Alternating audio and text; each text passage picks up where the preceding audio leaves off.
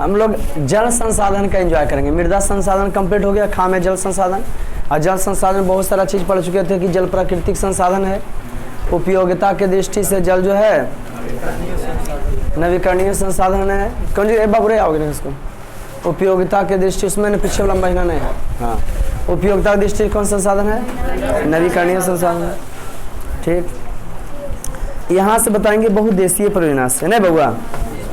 बहुउद्देशीय कंसंट्रेट होकर सुनिए, आइलेसन कंप्लीट है, स्टार पॉइंट भी लिखाएंगे। तो हम लोग अगला बार पढ़ चुके थे, थोड़ा सा ऑब्जेक्टिव फटाफट देख लेते हैं। पृथ्वी पर जल की उपस्थिति कारण पृथ्वी को, पृथ्वी पर 3 हिस्सा जल है और 1 हिस्सा स्थल है।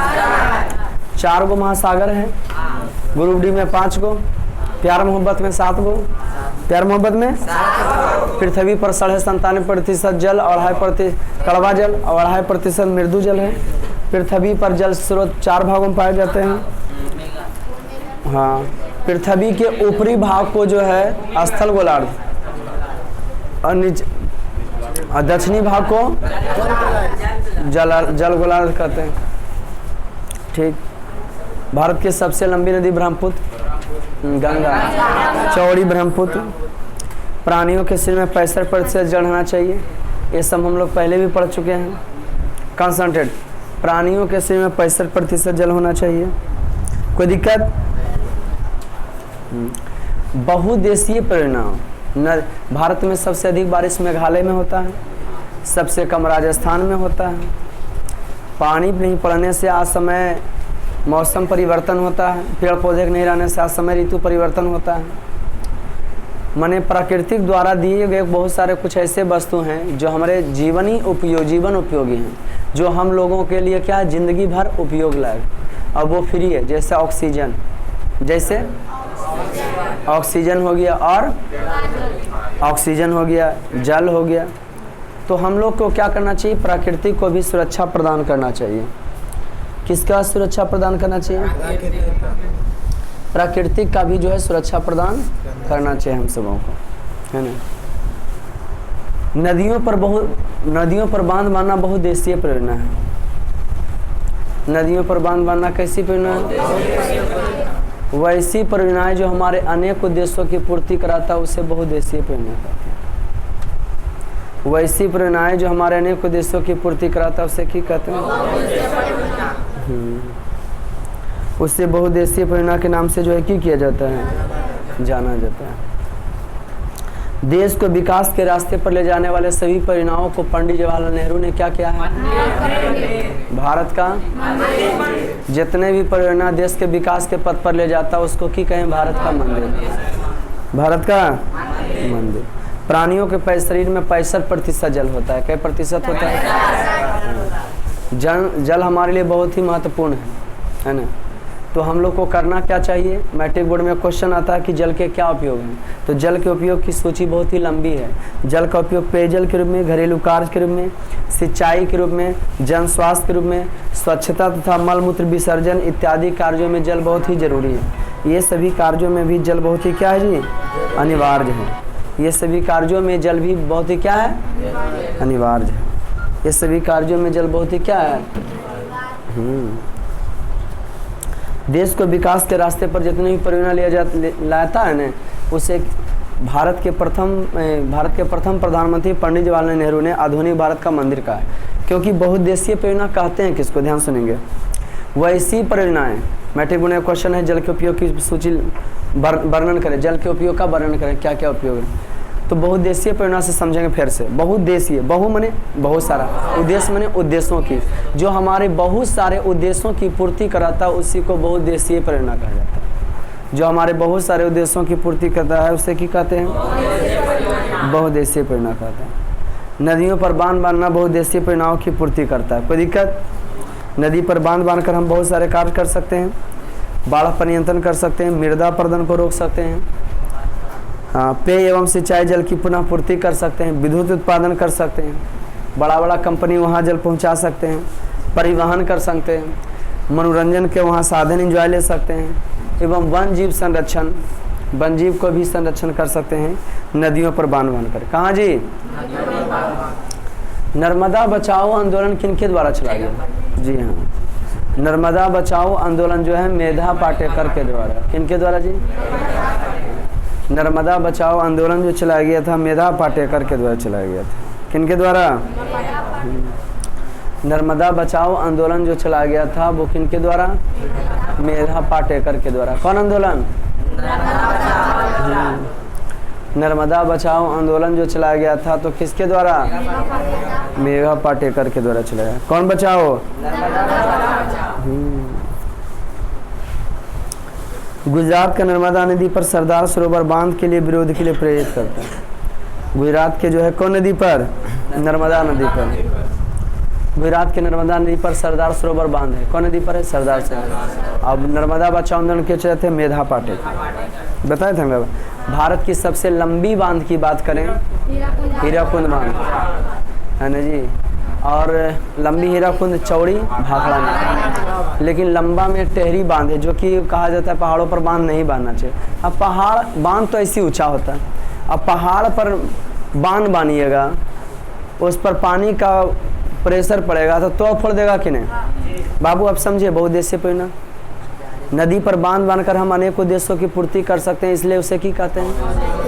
बहुउद्देशीय परियोजना। नहीं, नदी पर बांध बांधकर जल विद्युत उत्पन्न कर सकते हैं, सिंचाई कर सकते हैं, पशुओं को धो सकते हैं। प्लीज सुनो, जल कृषि कर सकते हैं। 22 मार्च को जल दिवस मनाया जाता है, 22 मार्च को। Very good. जल संकट, जल की अनुपलब्धता जल संकट के रूप में जाना जाता है। पृथ्वी पर तो 71% जल है, 29% स्थल, लेकिन अगर जल को सो मानते हैं तो 97.5% कड़वा है, मात्र 2.5% ही मृदु जल है। और ये हम लोग का सौभाग्य है कि हम लोग की तरफ जो है मृदु जल है। जलस्य जीवनम, जल ही क्या है? जीवन। जल के बिना हम लोग एक दिन भी जीवन यापन करने की कल्पना नहीं कर सकते। जल हमारे लिए बहुत ही महत्वपूर्ण है, बहुत ही अनिवार्य है। जल की अनुपलब्धता जल संकट के रूप में जाना जाता है। जल उपलब्ध नहीं रहेगा तो उसको किस नाम से जानते हैं? तो जिसके गोड़ में फटे भी आई वही जाने दर्द के हाल। जल संकट के बारे में आप क्या जानते हैं? तो बात करते हैं, वही बता सकता है कि जल की समस्या का क्या होती है। जिसके पास जल की कमी, जिसको दूर से पहाड़ी क्षेत्रों से पानी, पहाड़ पर से पानी लाना होता है, नदी से पानी लाना होता है ना जी, वो करेगा, वही जान सकता है जल संकट क्या है। जो जल संकट, पानी की कमी को ही जल संकट कहा जाता है। इसलिए पानी का हम लोगों को क्या करना चाहिए? समुचित उपयोग करना चाहिए। जितना यूज करने का है कर लेते हैं। पृथ्वी पर जैसे बारिश जब होती है ना, तो बारिश का मात्र पृथ्वी के अंदर 22% ही पानी जा पाता है। इस साल अगर बाढ़ ही नहीं, जैसे मानसून माना जाता है 15 जून से बरसात ऋतु का आगमन होता है हम लोगों का, अभी 2 जून है, 15 जून से उसका आगमन है, नियम है कि चालू हो जाता है, पानी पड़े या ना पड़े। अगले साल तो जो है 23 या 20 मई से चालू हो गया था पानी पड़ना, समय पर बारिश शुरू हुआ था। इस समय भी ठीक लग रहा है कि बादल उदल बनता है, लेकिन बात है ये असमय ऋतु परिवर्तन जो होता है, कभी कभी बरसात में पानी नहीं पड़ता, मारा कर जाता है, उसका क्या वजह है? तो उसका वजह ये है असमय ऋतु परिवर्तन। असमय ऋतु परिवर्तन पूछेंगे तोड़ देंगे। असमय ऋतु परिवर्तन होता कैसे? तब पेड़ पौधा के कमी से होता है। अगर पेड़ पौधा को हम लगाएंगे तो पेड़ पौधे की करते हैं, बादल को अपनी ओर आकर्षित करते हैं। पेड़ पौधे बादल को अपनी ओर क्या करते हैं? और जल बरसाने का कार्य करते हैं, और पानी बरसाने का कार्य करते हैं। कोई दिक्कत? तो संतुलन बना रहता है। आज अगर असमय ऋतु परिवर्तन होता है तो मानव के गलतियों के कारण ही होता है। तो जल का हम लोग समुचित उपयोग करेंगे, जितना उपयोग करेंगे फिर उसको बंद करें, नहीं तो फिर टोटी छोड़ के, क्योंकि बाकी 22% ही पृथ्वी के अंदर जाता है, बाकी बाष्प बन के उड़ जाता है। अगर एक साल बारिश नहीं होता है बाबू, तो लेयर इसका देखिए, मान लीजिए ये पृथ्वी है, इन साल की बात बताते हैं, अगर अभी सही समय पर बारिश हुआ तो लेयर नहीं भागेगा। जो जमीन का जल स्तर है, माने पृथ्वी है, इसके नीचे 50 फीट के नीचे जो है पानी है, ठीक है। अगर इन साल बारिश नहीं हुआ तो ठीक है, 50 फीट से चलेगा। ये जो पानी का हम इस्तेमाल कर रहे हैं, यहाँ से भी कर रहा है, यहाँ से भी कर रहा है, यहाँ 50 फीट गिर के, तो इसका लेयर घटेगा कि नहीं घटेगा? ये पानी और 50 पर यहाँ पे आ जाएगा, पर साल जो है 60 पर आ जाएगा, पर साल नहीं पानी पड़े तो 70 पर आ जाएगा। इसलिए आजकल देखिए जो भी व्यक्ति बोरिंग कराते हैं तो 300 फीट नीचे कराते हैं, है ना जी। हमारे गांव में 30-35 पर अभी चल जाता है। लेयर जो है यहाँ से यहाँ आ जाएगा, यहाँ से, और लेकिन उसी बीच पानी हो जाएगा। अभी जैसे 50 पर है ना, अब पानी पड़ गया तो पानी जो है 30 पर चल जाएगा, और ऊपर चढ़ जाएगा, नीचे लेवल में आ जाएगा। ऐसा नहीं है कि नहीं, अगर 2-3 साल नहीं पढ़ा तो कस के भागना शुरू करेगा, 2 साल नहीं पढ़ा तो सीधा आपका 150 पर चल जाएगा नीचे, मैंने 150 फीट पर नीचे पानी रहेगा। तो वर्षा जल का मात्र 22% ही जो है 22% ही नीचे जाता है ना। और भारतवर्ष में 22% जल का इस्तेमाल विद्युत जल के रूप में किया जाता है। क्या प्रतिशत? तो जल का संरक्षण करना चाहिए, जल को बचाना चाहिए, पेड़ पौधों को लगाना चाहिए। हम लोग को जल का महत्व समझते हैं। सऊदी अरब देशों में जल नहीं मिलता है, तेल निकलता है, तो उन लोग खाली जो पोछता है नहाता होता है कम है। जो आप लोग जो बाल्टा उझलते रहते हैं ना, हड़ास हड़ास 1 घंटा लग जाता है, 2 बार साबुन लगाते हैं, 3 बार सरफ लगाते हैं, है ना जी। ये सब बात होता है। कानपुर में कुछ है, जल का उपयोग जो है उद्योग क्षेत्र में भी होता है, जहाँ कोई उद्योग धंधा है। क्या जी? हाँ, देखिए उद्योग कानपुर में देखिए चमड़ा उद्योग है, चप्पल बनता है। और उसमें चमड़ा उद्योग में अगर लंबा समय तक जो है कि रहता है, ऐसे ही छोड़ देंगे उसमें तो सड़ गलने जाता है, तो इसलिए उसको रोज धोता, और रोज धोता जितना मलबा निकलता है, जितना गंदगी निकलता है, सब कहाँ चल जाता है? जल में चल जाता है। जल में कहाँ? नदी मिल जाता है, और जल को प्रदूषित करता है। जलीय जीव जो है उससे मरते हैं, माने प्रदूषण आता है ना। ऐसे करके पृथ्वी का खत्म होगा भाई। जानते हैं जल में घरेलू एवं औद्योगिक अपशिष्ट डालते हैं, पानी में बहा दिए। रसायनों को, कीटनाशक को और कृषि में प्रयुक्त होने वाले उर्वरक को जल में मिल जाने से जल की गुणवत्ता, जो गुण होना चाहिए, क्वांटिटी जो उसकी है, बुरी तरह प्रभावित होती है, जो मानव के लिए अति नुकसानदेह, जो मनुष्य के लिए क्या पहुंचाता है। बिहार एवं पश्चिम बंगाल के कुछ भागों में जल के अति दोहन से, जल में जो गंदगी फैलाते हैं हम लोग, उससे आर्सेनिक तत्व का संकेंद्रण बढ़ा है। कौन तत्व का संकेंद्रण बढ़ा है? बिहार और पश्चिम बंगाल में कौन तत्व का संकेंद्रण? आर्सेनिक तत्व का संकेंद्रण बढ़ा है। कहाँ कहाँ? मैंने जल में जो हम लोग गंदगी डालते हैं ना, उससे कौन तत्व बढ़ा है? आर्सेनिक तत्व। कौन तत्व बढ़ा जी? आर्सेनिक तत्व बढ़ा है। समझ गए ना। राजस्थान एवं महाराष्ट्र में फ्लोराइड का संकेंद्रण हुआ है। महाराष्ट्र और राजस्थान में जो जल में आदमी अपशिष्ट को डालता है, तो वहाँ कौन तत्व बढ़ गया उससे? अब नहाइएगा, यूज कीजिएगा तो नोचनी उत्पन्न होगा बदन में, है ना जी। कीटाणु विषाणु सबसे प्रभावित होइएगा। जल को ढक के रहना चाहिए। पहले बरसात के सीजन में लोग की करते थे ना, कुआं रहता था, आज ना चापाकल आ गया। पहले कुआं चलता था तो उसमें पौकी डाला जाता है कुआं में जी, पानी पीने के लिए ब्लीचिंग पाउडर डाला जाता है ना जी। और पीते थे हम लोग तो कि दवाई डाला थे, लोग कहते थे कोई दिक्कत नहीं पीजिए, है ना जी।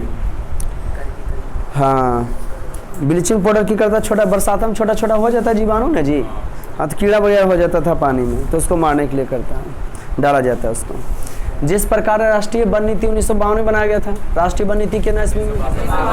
जी हाँ, राष्ट्रीय वन नीति बनाया गया था 1952 में। क्या नाम बनाया गया था? 1952 ईस्वी में राष्ट्रीय वन नीति बनाया गया था। 1952 ईस्वी में कौन नीति? जी हाँ, 1952 में राष्ट्रीय जो है वन नीति बनाया गया था। कौन नीति बनाया गया था? देश के लिए जो नीति बनता है उसे राष्ट्रीय वन नीति कहे। तो 1952 ईस्वी में राष्ट्रीय वन नीति बनाया गया था। कितना ईस्वी में? ठीक, तो ठीक उसी प्रकार से 1952 राष्ट्रीय वन नीति, तो राष्ट्रीय जल नीति बनाया गया 2002 में। राष्ट्रीय जल नीति कितना ईस्वी बनाया गया? 2000। राष्ट्रीय वन नीति 1952 में, तो राष्ट्रीय जल नीति 2002 ईस्वी में। राष्ट्रीय जल नीति कितना ईस्वी में? राष्ट्रीय जल नीति, वेरी गुड। तो राष्ट्रीय जल नीति बनाया गया था कि उसके तहत, जिससे राष्ट्रीय वन नीति के तहत की पेड़ पौधे को बचाइए, वन जीव को भी बचाइए, है ना जी। तो ठीक उसी प्रकार से जल की उपलब्धता को बनाए रखना पहला काम, कि जल जहाँ जितना उपलब्ध है वो रह सके। तो कैसे रह सकेगा? तो आपको जानते हैं क्या करना होगा, जल की उपलब्धता बना रह सके उसके लिए कि कैसा इस्तेमाल करना है? तो कंपोस्ट खाद का इस्तेमाल करना, प्राकृतिक खाद का इस्तेमाल करना। खेत में जो है जब कृषि का कार्य करते हैं, आराम से पढ़ाएंगे आप लोग को, कृषि एगो चैप्टर है ना, तो उसमें बताएंगे आपको NPK, इसका मतलब हो गया नाइट्रोजन, P का मतलब की हो गया फास्फोरस, I की हो गया पोटेशियम, ये क्या हो गया जी? पोटेशियम। तो सबसे पहले जब बीज हम लगाते हैं ना, माने फसल को बढ़ने के लिए, सॉरी, नाइट्रोजन का इस्तेमाल करते हैं। नाइट्रोजन की पूर्ति करता है यूरिया। ये जो है क्या हो गया, फास्फोरस। फास्फोरस की पूर्ति कौन करता है, डीएपी। डीएपी की पोटेशियम, डीएपी इस्तेमाल करता है ना। ये तीन तो ये प्राकृतिक रूप से भी प्राप्त कर सकते हैं, लेकिन आजकल इसको जो कृत्रिम रूप से बना के डाल रहे हैं, तो जिससे क्या होता है मृदा के, अब तुम देखो ना, टॉनिक पी के काम करो, वो शक्ति मिलेगा कि वो प्राकृतिक रूप से दूध पी के जो शक्ति मिलेगा वो रहेगा। प्राकृतिक से जो आना चाहिए, शरीर से जो शक्ति आ गया, टॉनिक पी के आदमी पूरा हिस्ट पुष्ट हो जाएगा, हैं? नहीं हो सकता जी। तो प्राकृतिक के इस्तेमाल करना चाहिए, बनावटी खाद वगैरह का नहीं। पहले का आदमी 100 बरस मड़ुआ का रोटी और मकई का घट्टा खा खा के बनता था पट्ठा, और जोत देता था 2-4 कट्ठा। समझ गए ना जी?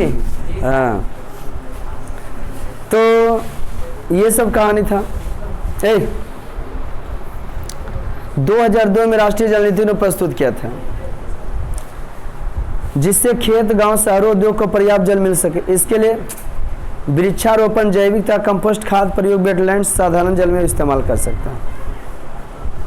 भारत में सबसे अधिक कहीं बारिश होता है तो मेघालय में। भारत में अगर सबसे कहीं अधिक बारिश होता है तो कहाँ होता है, मेघालय में। भारत में अगर कहीं अधिक बारिश हुआ तो कहाँ होता है जी, मेघालय में। भारत में सब विश्व में मेघालय में होता है। और वहाँ लोग जो छाता के इस्तेमाल नहीं करते हैं, वहाँ बांस का बना हुआ टोकरा के इस्तेमाल करते हैं। जैसा देश वैसा भेष लोग हो जाते हैं, वातावरण के अनुकूलित हो जाते हैं। जैसे मरुस्थल में जो है कांटाली कटीला वो तो जीव भी वैसे ही पाल जाता है। पानी की कमी होता है तो ऊँट होता है, उसको पानी की आवश्यकता 7-7 दिन के बाद होता है। अब रहेगा हाथी वहाँ रहेगा, बेचारा प्यास ले मर जाएगा। अब देखिए ना, हम ही लोग की तरफ देखिए, गर्मी है तो स्वेटर पहन ले हैं नहीं। अब जैसे जम्मू कश्मीर जाइएगा, पर्वतीय इलाका में पेड़ पौधा भी उसी प्रकार के होंगे, अजीब जंतु भी उसी प्रकार से होता है। उसका रुआ वहाँ बड़ा बड़ा मिलेगा ताकि बर्फा उसके रुआ पर जम जाए और अंदर उसको नहीं जा सके, उसको गर्मी लगे। मैंने जैसा वातावरण उस टाइप का आदमी भी ढल जाते हैं, उस टाइप का वहाँ जीव भी मिलता है। कोई दिक्कत? कहानी आगे बढ़ता है। भारत में सबसे अगर कहीं अधिक बारिश होता है तो मेघालय में होता है, और सबसे कम होता है तो राजस्थान में। राजस्थान जबकि जमीन के मामले में सबसे बड़ा राज्य के रूप में।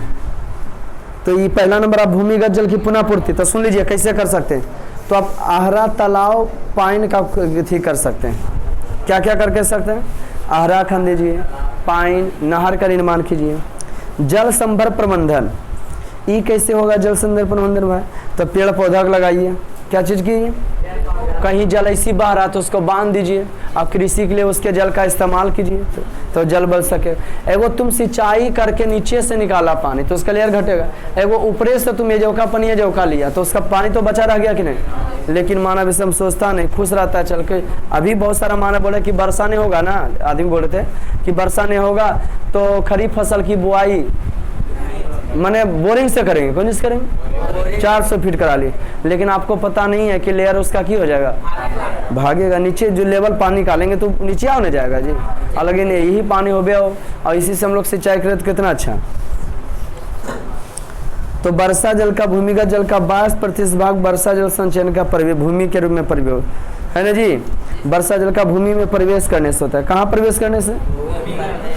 कोई दिक्कत बाबू? जहाँ पानी की कमी, राजस्थान में क्या करते हैं, टंकी बना देते हैं छत पर। क्या करते हैं? और नीचे में कुआं 20 फीट का बनाते हैं, उसको बढ़िया से प्लास्टरा वगैरह कर देते हैं और उसमें एक प्लेट लगा देते हैं, ढक देते हैं और उस कुआं में 10 फीट का पाइप डाल के वो चापाकल बैठा देते हैं, है ना जी। और उसके बाद उसको जो है पानी भरा रहता है। जब जल का इस्तेमाल, बारिश हुआ, उसका नल को कहाँ, कुआं में डाल दिए, छत पर वाला पानी आ गया, कुआं में नीचे में आ गया, उसी का जल का इस्तेमाल करते हैं। पीने के लिए अलग, कपड़ा लत्ता, नहाने के लिए इसका इस्तेमाल करते हैं। तो जहाँ आदमी को जो चीज़ होता है ना, हम लोग को ऐसे करेंगे तब बेवकूफ़ सब कहेगा। नल यहाँ कहीं खुला है तो हम लोग बंद नहीं करते हैं, है ना जी। बाहर लग देखिए कहेगा पागल है, नलवा बंद कर रहा है। नहीं बाबू,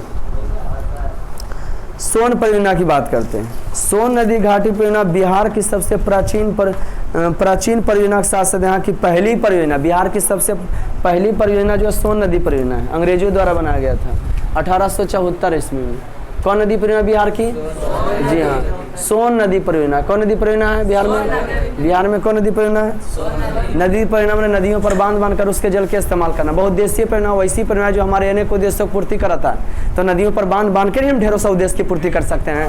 नहीं कर सकते। जल कृषि कौन ऐसा काम है कि हम ढेरों से उद्देश्य को हमें खाली कर रहे हैं कि क्लास भी चल रहा है और यूट्यूब पर भी चला जाएगा। एक पंदू काम कर रहे हैं कि नहीं जी? अरे कर रहे हैं कि नहीं? तब तो ये समझ रहे ना, काम एगो कीजिए फायदा बहुत सारा हो जाए। तो सोन नदी परियोजना बिहार की सबसे प्राचीन परियोजना का साथ साथ यहाँ की पहली परियोजना है। कैसी परियोजना है? पहली परियोजना। इस परियोजना का विकास 1874 ईस्वी में हुआ था। इसमें डेहरी के समीप एवं पूर्व पश्चिम दिशाओं से नहरें निकाली गई। डेहरी के समीप पूर्व पश्चिम से क्या निकाला गया था? कोई दिक्कत? अभी जैसे जिस प्रकार से यूक्रेन को जो है कटोरा कहा जाता है, आप लोग को बताएं कल लेसन जो हम लोग का समाप्त हुआ था नहीं जी, तो उसमें हुआ था ये समाजवाद एवं साम्यवाद। समाजवाद का प्रादुर्भाव साम्यवाद के परिणाम, समाजवाद के परिणाम स्वरूप साम्यवाद आया। साम्यवाद में लोगों के समूह का शासन। वीडियो प्रोवाइड है, देख सकते हैं उसका, ठीक है, लेक्चर वगैरह वाला। हाँ समझ गया कि नहीं? समाजवाद का जन्मदाता कार्ल मार्क्स को कहा जाता है। किन को कहा जाता है? तो ठीक उसके बाद जब द्वितीय विश्व युद्ध हुआ था ना, एक तरफ पूंजीवादी दुनिया था, एक तरफ कौन दुनिया था जी? द्वितीय विश्व नहीं बल्कि शीत युद्ध जो चला, साम्यवादी। रूस जो अपना साइड वाला को मदद करता था, अमेरिका अपना साइड वाला पूंजीवादी जो था उसको मदद करता था। तो ठीक उसी प्रकार से यूक्रेन को ब्रेड कहा जाता है, क्योंकि वहाँ जो है पेड़ पौधा बड़ा बड़ा नहीं होता, गेहूं का खेती जबरदस्त था। लेकिन अभी तो मारधार हो रहा, गेहूं की कीमत में बढ़ोतरी हो जाएगा, समझे कि नहीं? क्योंकि यहाँ सप्लाई वहाँ करेगा, लेकिन भारत सरकार उसको रोक दिया। अभी लगता है कि बाहर निर्यात हम लोग नहीं करेंगे भाई, नहीं तो कभी कभी गड़बड़ा जाएगा, खुले बेच दोगे अपने झड़ जाएगा। हैं? चीनी पर भी लगा दिया। क्यूबा वगैरह में सब में गन्ना के खेती होता है खूब। दुनिया में 195 देश है, 5 प्रकार के शासन पाया जाता है। बिहार का चावल का कटोरा, सोन का यह सूखाग्रस्त प्रदेश। सुनेंगे, जब सोन नदी पर जो है बांध बांधा गया ना, तो आराम से पानी नहीं भी पड़ेगा तो खेती गृहस्थी हो सकेगा कि नहीं? गांव घर में लोग की करते हैं, बरसात के सीजन में आहरा होता है उसको बंद करते हैं नहीं जी। अब पानी नहीं पड़ा तो आहरे के पानी को की करते हैं? खोल देते हैं। अब पानी कम कर गया तो मछली भी मारे का काम करते हैं, होता है ऐसा कि नहीं? तो आहरा पानी बांधना चाहिए, अच्छा चीज़ है। लेकिन कितना की कहेगा, आहरवा में हमर खेता है, खेता में डूब जाता है, बाकी सबके खेती हो जाती, तो उसको गड्ढा कर दीजिए, करगी वो पानी जमा कीजिए। मात्र वर्षा जल का 82% जो है कि किया जाता है भूमि के अंदर जाए। आपको बता दें कि बिहार सरकार के द्वारा जो है ना, NTPC नाम सुने, नेशनल हाइड्रो पावर कॉर्पोरेशन, कहाँ है? बाढ़ में। कारण वहाँ की होता है जी, डायनमो पर डायनमो जो है यांत्रिक ऊर्जा विद्युत ऊर्जा में करता है, विद्युत उत्पन्न होता है। क्या होता है जी? पानी जो है डायनमो पर गिरता है, धीरे धीरे घूरता है, घर्षण से क्या आता है? विद्युत उत्पन्न होता है। कोई दिक्कत? अब दिक्कत होगा तो प्रश्न में देखा जाएगा कि पहले स्टार पॉइंट लिखिए। लास्ट स्टार पॉइंट क्या था? सबसे चौड़ा बांध। नेक्स्ट स्टार पॉइंट लिखिए, नर्मदा बचाओ आंदोलन। नर्मदा नदी को बचाओ, बल बांध बांध के इसको बचाओ। नर्मदा नदी मध्य प्रदेश से निकलती है ना। नर्मदा बचाओ आंदोलन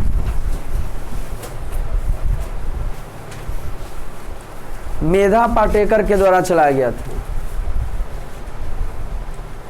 नर्मदा बचाओ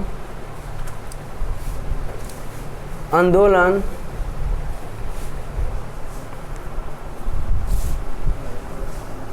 नर्मदा बचाओ आंदोलन मेधा पाटेकर के द्वारा चला गया था। मेधा पाटेकर के द्वारा, पा में आ कर देता, मेधा पाटेकर के द्वारा चलाया गया था।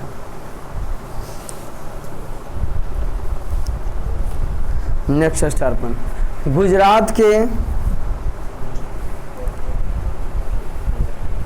इसमें लिखा है बहुत देशों पर बहुत सारे पूर्ति करते हैं। गुजरात के नर्मदा नदी पर, गुजरात के नर्मदा नदी पर सरदार सरोवर बांध है।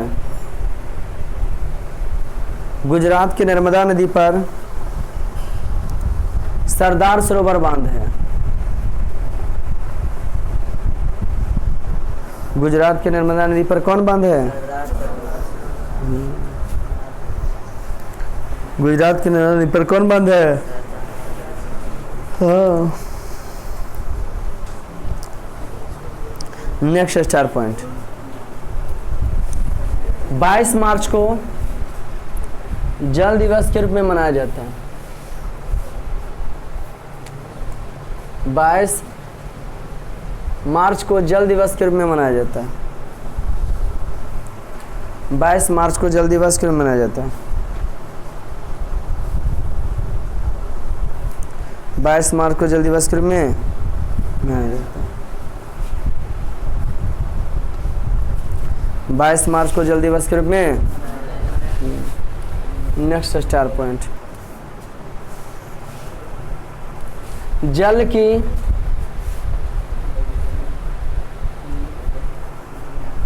अनुपलब्धता, जल की अनुपलब्धता,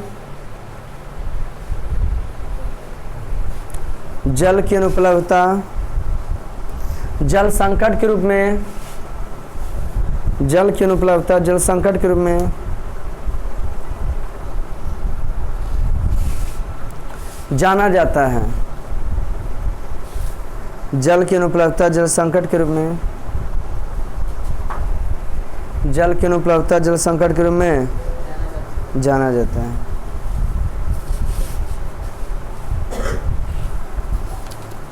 जल की अनुपलब्धता जल संकट के रूप में। नेक्स्ट स्टार पॉइंट, बिहार एवं पश्चिम बंगाल के,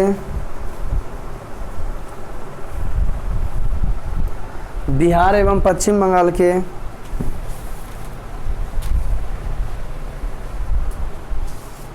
बिहार एवं पश्चिम बंगाल के कुछ भागों में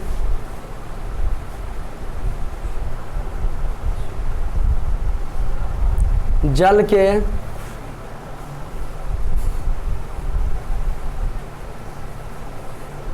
के अतिदोहन से, जल के अतिदोहन से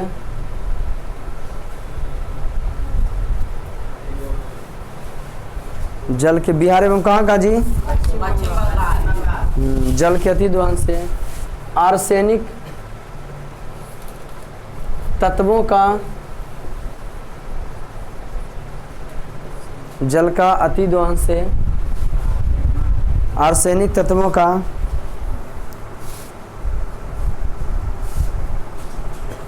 संकेंद्रण बढ़ा है। संकेंद्रण बढ़ा है। आर्सेनिक तत्वों का संकेंद्रण बढ़ा है।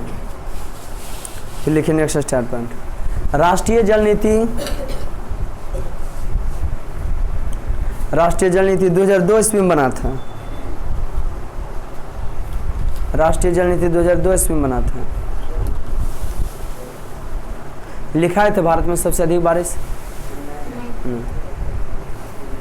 आर्सेनिक तत्वों का संकेंद्रण बढ़ा है।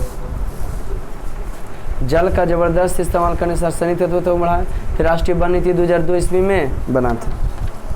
नेक्स्ट स्टार पर लिखिए, भारत में सबसे अधिक बारिश मेघालय राज्य में होता है। भारत में सबसे अधिक वर्षा मेघालय राज्य में होता है। भारत में सबसे अधिक वर्षा मेघालय राज्य में होता है। फिर लिखिए, भारत में सबसे कम वर्षा, भारत में सबसे कम वर्षा राजस्थान राज्य में होता है। भारत में सबसे कम वर्षा राजस्थान राज्य में होता है। भारत में सबसे कम वर्षा राजस्थान राज्य में होता है।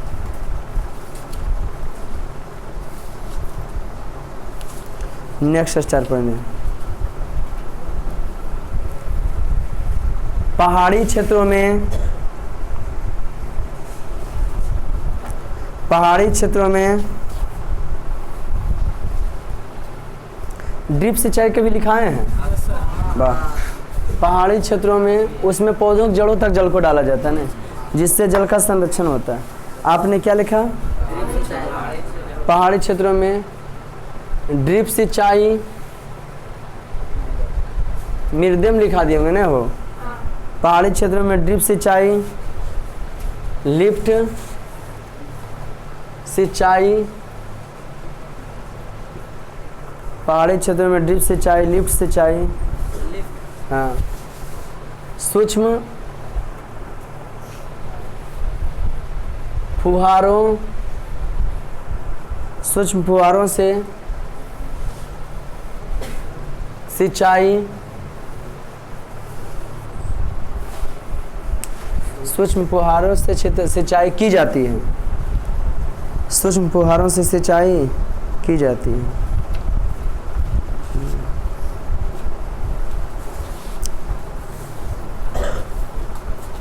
भारत की सबसे लंबी नहर, भारत की सबसे लंबी नहर, नहर की बात है, कौन नहर बता सकते हो?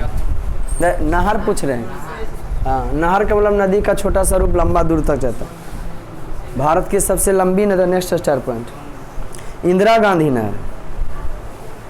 भारत की सबसे लंबी, हाँ, भारत की सबसे लंबी नहर इंदिरा गांधी,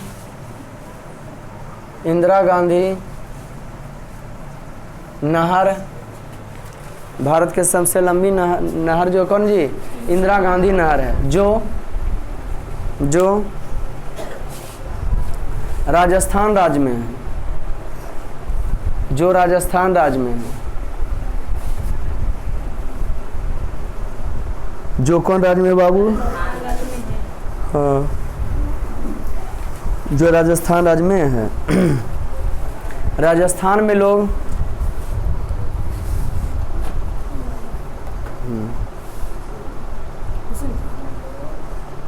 राजस्थान में लोग छत पर जल संग्रहण करते हैं।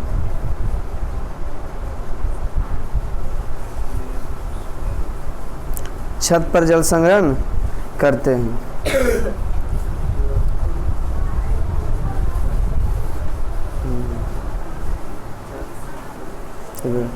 लिखो, बिहार की सबसे कल पूछेंगे थोड़ेंगे। बिहार की सबसे पुराना नदी परियोजना, बिहार की सबसे पुराना नदी परियोजना सोन परियोजना है। बिहार की सबसे पुरानी नदी परियोजना सोन परियोजना है। बिहार की सबसे पुरानी नदी परियोजना कौन परियोजना है? हाँ, सोन परियोजना है। नेक्स्ट स्टार पॉइंट, जो सोन नदी पर है, डेहरी के समीप। फिर गंडक है, फिर कोसी है। नेक्स्ट स्टार पॉइंट लिखिए।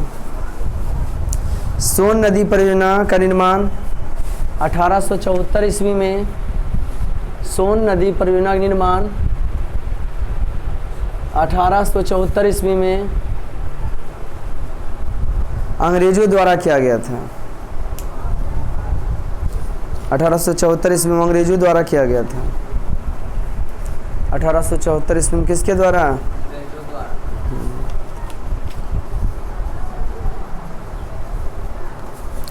अंग्रेज द्वारा किया गया था। राष्ट्रीय जल दिवस कब मनाया जाता है? पृथ्वी पर जल की उपस्थिति के कारण पृथ्वी को क्या कहते हैं? पूरा जल का कितना प्रतिशत महासागर में है? 97%। अगर देखिए पूरा जमीन पर ना 71% जल है, 29% स्थल है। अगर पूरा जल मानिएगा तो 97.5% कड़वा, 2.5% मृदु। बृहद क्षेत्र में जल की उपस्थिति के कारण पृथ्वी को की कहते हैं? नीला ग्रह। घर में देख लेना है। कुल जल का कितना प्रतिशत भाग महासागरों में? 96.6। 96.6। देश के बांधों, चुपचाप नहीं की बबू बताएगी, बताओ रे। देश के बांधों किसने भारत का मंदिर कहा? छोटी, देश के बांधों किसने भारत का मंदिर कहा? नहीं, कौन बोले हैं? नहीं, अभी वो नहीं बोल रहे थे लगता है। प्राणियों के शरीर में कितना प्रतिशत जल है? बिहार में जब जबरदस्त का जल का जो है गंदगी जो फेंकते हैं, ओगरा सोगरा में कौन थी उत्पन्न हुआ? आर्सेनिक तत्व का संकेतन बढ़ा है। 5 के का कोई दिक्कत दोस्तों हैं? तो आज का क्लास इतना ही, मिलते हैं फिर नेक्स्ट वीडियो में, तब तक के लिए जय हिंद।